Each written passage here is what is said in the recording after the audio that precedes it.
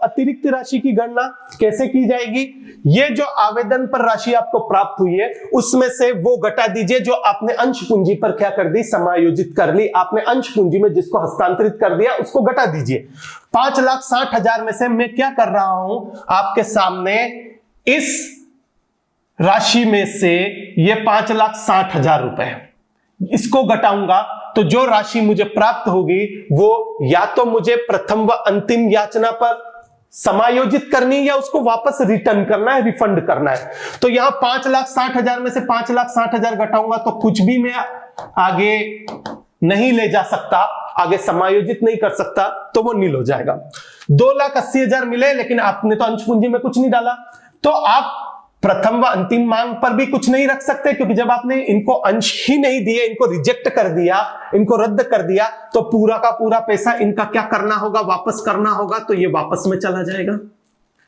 अब देखिए यहां आपको 19,60,000 मिले थे, जहां प्रोराटा की बात कर रहा हूं, यथानुपात की बात कर रहा हूं, उसमें से 15,40,000 आपने अंश पूंजी में डाल दिए, तो बाकी जो बचा पैसा है वो आप प्रथम व अंतिम याचना पर क्या कर सकते हो, रोक सकते हो, आप उसके ऊपर समायोजित कर सकते हो। तो अगर मैं इसको घटाऊंगा तो आपके सामने रहेगा 0 0 0, 6 में से 4 गया तो 2, 19 में से 15 गया तो 4,20,000 रुपए, यानी ये 4,20,000 मुझे प्रथम व अंतिम याचना राशि पर समायोजित करना है, और उसके बाद में 2,80,000 रुपए मुझे क्या करना है, एक तरीके से वापस रिटर्न करना है, रिफंड करना है। तो ये इस तरीके से पूरा आपका समायोजन होगा। अब उन दो अंशधारी की बात कर लेते हैं, जो अमित और वेनी। देखिए अमित जो था वो प्रथम श्रेणी से संबंधित था, तो प्रथम श्रेणी में कुछ भी पैसा आपने समायोजित नहीं किया है। देखिए कुछ भी पैसा समायोजित नहीं हुआ, तो अमित के लिए तो कुछ भी आपको करने की जरूरत नहीं है। लेकिन वेनी जो थी वो तीसरी श्रेणी से प्रोराटा यानी आनुपातिक से संबंधित थी, और जो तीसरी श्रेणी से संबंधित था उसने 4,20,000 रुपए, यहां आप देखिए 4,20,000 रुपए ये आपके सामने है, ये 4,20,000 रुपए उसने पहले ही क्या दे दिए हैं, अतिरिक्त रूप में। आप ये बोल सकते हैं ये अतिरिक्त राशि पहले से आपको प्राप्त हो चुकी, हो सकती है इसमें से कुछ वेनी की हो, वो कितनी है उसके लिए आपको पहले वो प्रश्न का भाग पढ़ना पड़ेगा वापस कि वो आपके सामने कितना है। यहां अगर आप देखेंगे तो आपको प्रश्न ये दिया हुआ है, अमित जो था वो किससे संबंधित था, श्रेणी फर्स्ट, श्रेणी संख्या 1 से संबंधित था, जिसको 4,000 अंशों का क्या किया गया था, आवंटन किया गया था, अलॉटमेंट। तो अमित से कोई मतलब नहीं है, क्योंकि अमित की तरफ से कोई भी पैसा मुझे अतिरिक्त नहीं मिला है, क्योंकि अमित जो था वो फर्स्ट श्रेणी, श्रेणी संख्या 1 यानी प्रथम श्रेणी से संबंधित था। वेनी जो थी वो तीसरी श्रेणी से संबंधित थी, और जिसे 4,400 अंशों का क्या किया गया था, आवंटन किया गया था। इसको ध्यान रखिएगा, 4,400 अंशों का आवंटन किया गया। तो अब यहां पर आपके सामने ये टेबल है, इस टेबल में मुझे क्या करना है, उस वेनी की बात करनी है जो आपकी अंशधारी थी वो तीसरी श्रेणी से संबंधित थी। तो आइए अब मैं जो बात कर रहा हूं वो किसकी बात कर रहा हूं, वेनी की। और वेनी किससे संबंधित थी, थर्ड कैटेगरी से संबंधित थी, जिसको 4,400 अंश क्या किए गए थे, आवंटित किए गए थे। देखो मैंने आवंटित अंशों में लिखा, तो उसने आवेदन कितना किया ये आपको इस अनुपात से निकालना पड़ेगा। उसने 14 मांगे होंगे, कंपनी ने उसको 11 दिए होंगे। तो आइए वेनी द्वारा, आपको यहां पर पहले ये गणना कर लेनी है पहले से ही, वेनी द्वारा आवेदित किए गए अंश,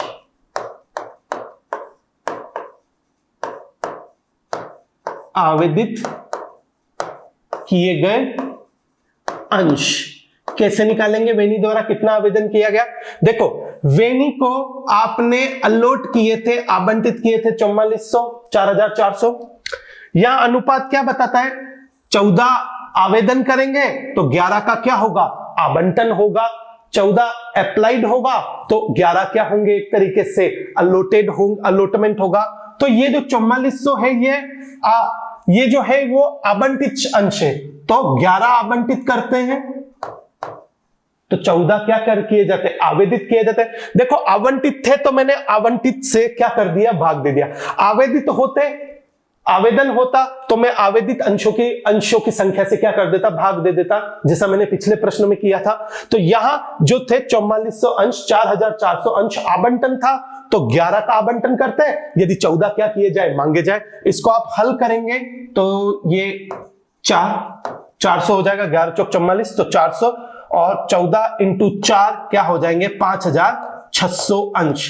यानी वेनी ने कितने अंशों के लिए आवेदन किया होगा, 5600 अंशों के लिए आवेदन किया होगा, तो कंपनी ने उसको 4400 अंश क्या किए होंगे, अलॉट किए होंगे, दिए होंगे। आइए अब इस वेनी की बात कर लेते हैं।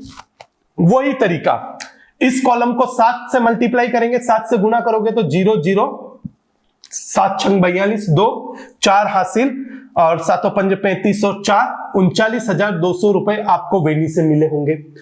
उसमें से कितना पूंजी में हस्तांतरित किया, ये जो कॉलम था आवेदित आवंटित अंशों का, उसको 7 से गुणा कर लीजिए तो पता चल जाएगा अंश पूंजी में किसका कितना हस्तांतरित हुआ है। तो 0 0, 7 चौक 28, 2 7 चौक 28, 28 और 28 और 2 30, 30,800 रुपए आपने अंश पूंजी में हस्तांतरित किए।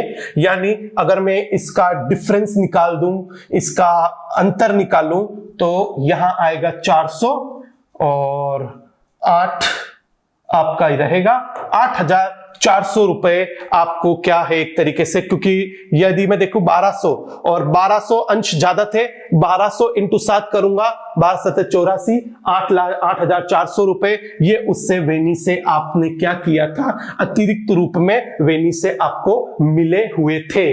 तो ये 8,400 रुपए का अतिरिक्त राशि जो है वो इस 4,20,000 में सम्मिलित है। वैसे भी सम्मिलित है, मैंने अलग क्यों किया, क्योंकि वेनी एक ऐसी अंशधारी थी जिसने प्रथम व अंतिम याचना राशि का भुगतान नहीं किया। अमित भी था, लेकिन अमित जो था वो प्रथम श्रेणी से संबंधित था, और प्रथम श्रेणी में आप यहां पर देखिए कुछ भी राशि मेरी समायोजित नहीं हुई है, तो अमित से मुझे कुछ भी मतलब नहीं है।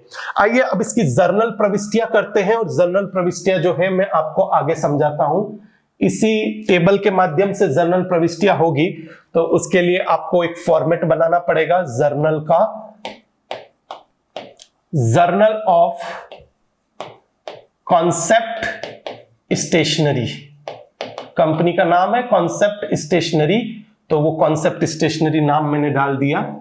यहां वो debit, credit, ledger folio, sorry journal, हाँ लेजर फोलियो, और यहां डेट होगा। डेट नहीं दी हुई है तो डेट का कॉलम खाली छोड़ेंगे अपन।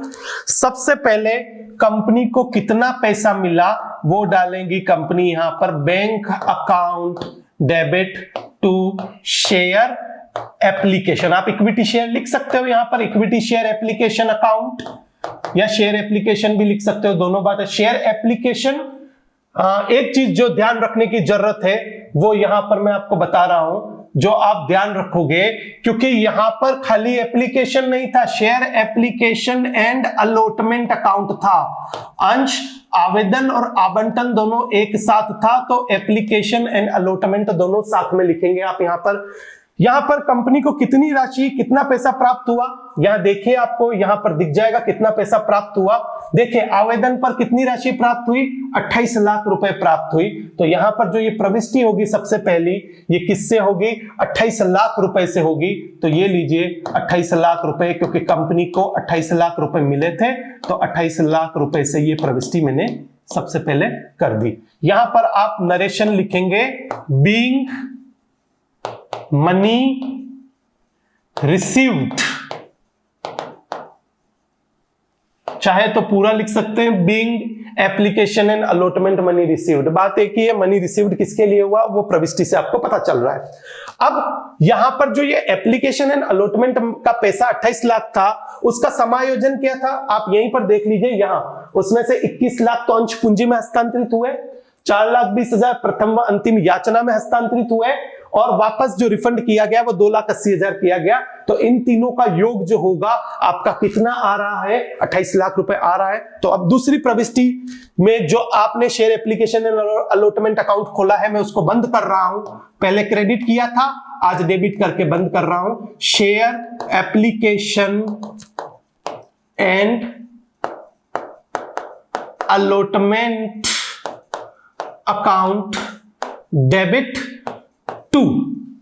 ये कितना आपने पहले क्रेडिट 28 लाख किया था, बंद करने के लिए मुझे डेबिट भी कितना करना पड़ेगा, 28 लाख करना पड़ेगा। तो 28 लाख से 28 लाख बंद हो गया। तो 2 शेयर कैपिटल, कुछ पैसा कहां डाल रहा हूं मैं, अंश पूंजी यानी शेयर कैपिटल में डाल रहा हूं। वो कितना है आपके सामने है, 21 लाख रुपए। आप उस टेबल में देख लीजिए, 21 लाख रुपए ये आपको दे रखे हैं। कुछ पैसा या तो कॉल्स इन एडवांस के नाम से दिखाओ इसको। अब कॉल्स इन एडवांस में यहां इसलिए नहीं दिखा रहा हूं क्योंकि इसके तुरंत बाद में आपको प्रथम व अंतिम याचना राशि की मांग करनी है। तो उसको डायरेक्टली कहां डाल दो, to share first and final call के नाम से दिखा दो, क्योंकि इसके तुरंत बाद आप प्रथम व अंतिम याचना राशि की मांग कर रहे हो। या तो कॉल्स इन एडवांस दिखाओ, तो उसको वापस बंद करना पड़ेगा आपको। ज्यादा अच्छा ये है क्योंकि इसके तुरंत बाद हम प्रथम व अंतिम याचना फर्स्ट एंड फाइनल कॉल मांग रहे हैं, तो उसको फर्स्ट एंड फाइनल कॉल में ही ट्रांसफर कर दो। कितना, 4,20,000 रुपए आपको दिया हुआ है, तो मैंने 4,20,000 वहां ट्रांसफर कर दिया। और बाकी जो पैसा बचा हुआ था उसको बैंक के नाम से क्या कर दिया, रिफंड कर दिया, वापस दे दिया। वो कितना था, 2,80,000 रुपए थे, वो 2,80,000 रुपए। तो आप यहां पर लिख सकते हो, बीइंग एप्लीकेशन मनी एडजस्टेड, उसका क्या हो गया, समायोजन हो गया। तो नरेशन जो आपको लिखना है वो शॉर्ट होना चाहिए, ज्यादा डिटेल में नहीं हो, बस उस ट्रांजैक्शन को, उस व्यवहार को वो क्या कर दे, एक तरीके से समझा दे, ये आपको ध्यान में रखना है। आइए अब first and final call. First and final call कितने की थी, 6 रुपए की थी, जिसमें 3 रुपए तो पूंजी के और 3 रुपए प्रीमियम के थे। पहले वो मांगिए और जब लेने की बात होगी तब ध्यान रखना, अमित और वेनी 2 जने ऐसे थे जिन्होंने पैसा नहीं दिया, लेकिन वेनी जो थी उसने पहले से ही 8,400 रुपए क्या कर रखे हैं, अतिरिक्त यानी एडवांस के रूप में दे रखे हैं आपको। तो वेनी से जब आप मांगे तब इस चीज को ध्यान में रखिएगा। आइए अब मैं बात करता हूं फर्स्ट एंड फाइनल कॉल को ड्यू करता हूं, मांगने की बात करता हूं। तो यहां पर एंड प्रविष्टि होगी, share first and final call debit to share capital और to securities premium reserve account, SPR, जिसको शॉर्ट में एसपीआर अब बोल रहे हैं। तो ये जो प्रविष्टि होगी, ये आपकी प्रविष्टि, 2 मिनट, ये जो आपकी प्रविष्टि होगी, ये प्रविष्टि आपकी जो राशि आएगी वो राशि आपके सामने जो रहेगा वो 6 रुपए प्रति अंश था। 6 रुपए प्रति अंश में से 3 रुपए तो पूंजी के थे और 3 रुपए किसके थे, प्रीमियम के थे। तो यहां आप ये चीज लिख सकते हैं, being first and final call due. आपने क्या ड्यू किया है, आपने किसकी राशि मांगी है, फर्स्ट और फाइनल कॉल की राशि मांगी है। आइए इसका राशि किस तरीके से निकालनी है। देखिए कंपनी कितने अंश निर्गमित कर रही थी, 3 लाख, उस पे कितना रुपया मांग रही थी, 6 रुपए, यानी पूरा का पूरा 18 लाख रुपए मांगा जा रहा था, जिसमें से कैपिटल कितना था, 3 रुपए। तो 3 लाख इंटू 3 जो करेंगे वो पूंजी में जाएगा और 3 लाख इंटू 3 जो करूंगा वो प्रीमियम में जाएगा। तो कुल मिलाकर आधा पैसा पूंजी का, आधा पैसा प्रीमियम का। तो 18 लाख रुपए कुल मिलाकर आप मांग रहे हो, तो ये 18 लाख का मैंने डेबिट कर दिया। उसमें से 9 लाख रुपए आपको 3 लाख इंटू 3 पूंजी में डालने हैं और 3 लाख इंटू 3 9 लाख रुपए किस में डालने हैं, प्रीमियम में डालने हैं। तो मैंने प्रीमियम में डाल दिया। आइए अब पैसा लेने की बात करते हैं। जब आप पैसा लेंगे तब ध्यान रखिएगा, अमित और वेनी 2 जने ऐसे थे जिन्होंने राशि का क्या किया है, आपका भुगतान नहीं किया है, तो जो उन्होंने भुगतान नहीं किया है उसको आपको क्या करना होगा, यहां पर समायोजित करना होगा। तो ये फॉर्मेट में वापस यहां पर बना रहा हूं, ये आपके सामने है, डेबिट, क्रेडिट, लेजर फोलियो और ये डेट।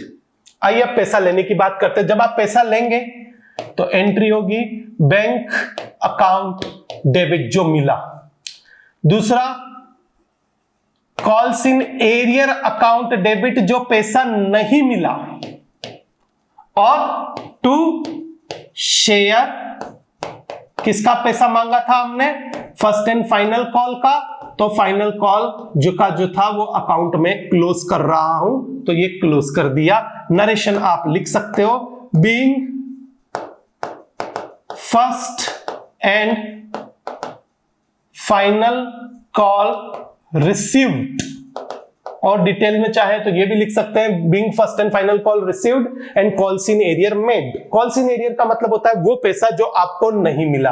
आइए अब यहां पर थोड़ा सा कैलकुलेशन करना होगा आपको। सबसे पहले कॉल्स इन एरियर में कौन आएगा, अमित। अमित वो अंशधारी था जिसने कि आपको ये इसका पैसा नहीं दिया है, और अमित के पास कितने अंश थे वो आप देखेंगे यहां पर। अमित के पास 4000 अंश थे। कितने अंश थे अमित के पास, 4000 अंश थे। तो इन 4000 अंशों को अब आपको क्या करना है, यहां पर दिखाना है कि अमित ने कोई भी पैसा आपको नहीं दिया है। अब सॉरी, ये प्रथम व अंतिम मांग का कोई भी पैसा आपको नहीं दिया है। तो अमित के अंश थे 4000, इससे कितना रुपया मांगा होगा, 6 रुपए हमने मांगा था अभी, ये 6 रुपए हमने मांगा फर्स्ट एंड फाइनल कॉल का, यानी पूरा का पूरा 24,000 अमित ने नहीं दिया। इसकी गणना मैं यही कर रहा हूं ताकि आपको समझ में आ जाए कि कैसे इसको समझा, कैसे इसकी कैलकुलेशन होगी।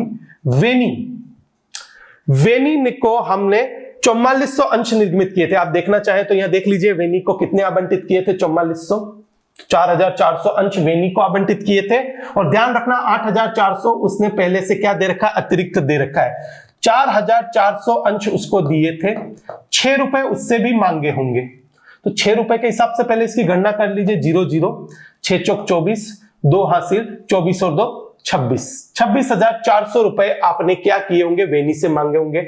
उसमें से उसने 8,400 रुपए तो पहले ही अतिरिक्त दे रखे हैं, तो 8,400 हटा दो, यानी वेनी के कितने बाकी चल रहे हैं, 18,000 रुपए बाकी चल रहे हैं। मिस्टर अमित के 24,000 रुपए और मिस वेनी के 18,000 कैसे आया, देखो 4,400 अंश उसको आवंटित किए थे, 6 रुपए के हिसाब से 26,400 होते हैं, उसमें से 8,400 वेनी पहले ही दे चुकी है जिसकी गणना मैंने आपको समझाई थी। तो 18,000 रुपए वेनी ने क्या नहीं किए, 18,000 रुपए का वेनी ने भुगतान नहीं किया।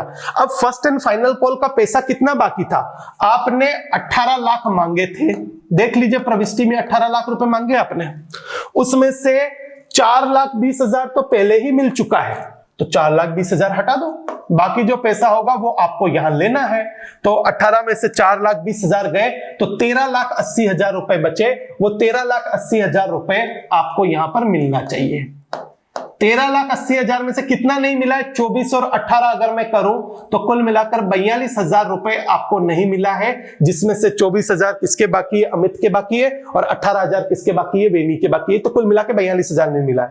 13,80,000 में से 42,000 नहीं मिला है, तो बाकी जो बचा है वो 13 लाख, अगर मैं 42 घटा दूंगा तो 38,000 रुपए यहां पर मिल गए। ये कैसे आया, 13,80,000 रुपए आप मांगते थे, उसमें से 42,000 नहीं मिले, तो 13,38,000 आपको मिल गए। देखिए शेयर फर्स्ट कॉल अकाउंट बंद हो चुका है, आपने डेबिट किया 18 लाख से, यहां पर अगर मैं इसको हाईलाइट करूं तो ये देखिए आपने डेबिट कितने से किया, 18 लाख से। क्रेडिट ये 4,20 से पहले से है और 13,80,000 से और क्रेडिट हो गया, तो कुल मिलाकर first call account, first and final call account क्या हो चुका है, बंद हो चुका है। ये मैं पहले ही बंद कर चुका हूं। आइए अब जो प्रविष्टि होगी वो किसकी होगी, अब जो प्रविष्टि होगी वो फोरफीचर की होगी। फोरफीचर का मतलब होता है अंशों का हरण करना। अब मैं आप चाहें तो दोनों के अंशों का एक साथ हरण कर सकते हैं, अमित और वेनी का, या आप चाहें तो दोनों को अलग अलग कर सकते हैं। ज्यादा अच्छा है क्योंकि एक ही एंट्री करिए, क्योंकि दोनों का अंशों का एक साथ ही हरण हुआ है। तो यहां पर सबसे पहले आप शेयर कैपिटल डेबिट करते थे, तो आज मैं पहले आप शेयर कैपिटल क्रेडिट करते थे, तो आज मैं शेयर कैपिटल क्या कर रहा हूं, डेबिट कर रहा हूं with called up. Called up का मतलब होता है मांगी गई राशि से। प्रीमियम को छोड़ दीजिए, अभी प्रीमियम की बात बाद में करेंगे। मांगी गई राशि आपने 7 रुपए किस पे मांग लिए, आवेदन वो आवंटन पर मांग लिए। 3 रुपए किस पे मांग लिए, प्रथम व अंतिम याचना पर मांग लिए। तो कुल मिलाकर 10 रुपए आप मांग चुके हैं।